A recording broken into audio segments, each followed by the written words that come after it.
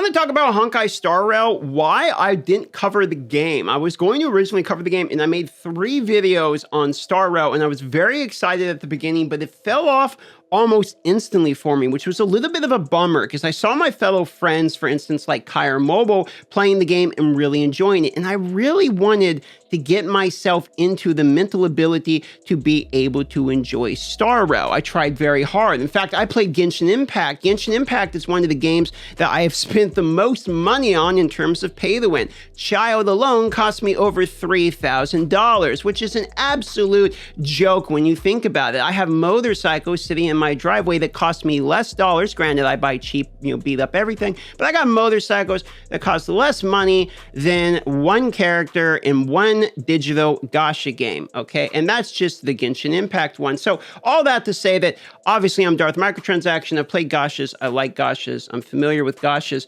but Star Rail really failed to grasp me in a way that I feel like other people were getting grasped by the game. But I'm starting to notice now other people quitting the game as well, or at least not getting interested as much later. And I think what ended up happening with me is I saw that process fairly early where I was playing the game, I rushed through, I was playing free to play, by the way, got to like Trailblazer or Venture level or whatever they call it in this game, about 40. And at that point when I logged in, I really felt like the grind was go in, use my resonance or moon power, whatever the hell they call it in this game, basically your energy, use your energy, go do your, your whatever weeklies you have available, do your daily quests, etc. And then at that point, you're kind of done. And really, it seems like another one of these games where you play for about a half hour, and then there's not really a lot of content outside of it in order to continue playing the game. Now, I myself, as a content creator, need a couple things.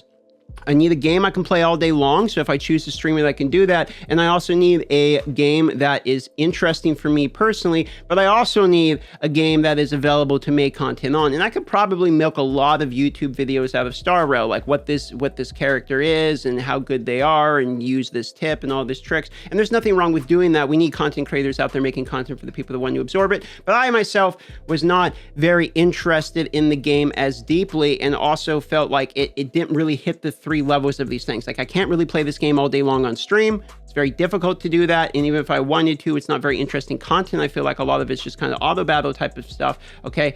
I'm playing it free to play, so I'm going to be running out of content sooner rather than later as well. And then the YouTube videos didn't really feel like something that almost needs to be explained. The game doesn't seem incredibly depth. I'm going to be honest. It doesn't seem like there's all of these billion different mechanics. The gear seems fairly obvious. You go get your percentage damage, you min-max the right build for the right person. Certain items are just work with certain characters way better than they work with other ones. So, I mean, there is some depth to the game, but it's not like depth to the game like I saw with Star Wars Galaxy of Heroes, where it's like, here's a new raid and it's going to take people a month to figure it out, and you have to have all these different characters you put together, etc. Granted, it's a new game. You'll probably get there, but all this to say, Star Rail really didn't grab me in the way that I thought it would. In fact, it seemed very clunky, where it was a mix of like the worst parts of both games, where it's like the worst parts of the combat of gacha games and the worst parts of the overworld of Genshin Impact. And it really, for me, was not something that I was going to continue to play. Doesn't mean it's a bad game. I don't think it is a bad game in terms of compared to other gacha games.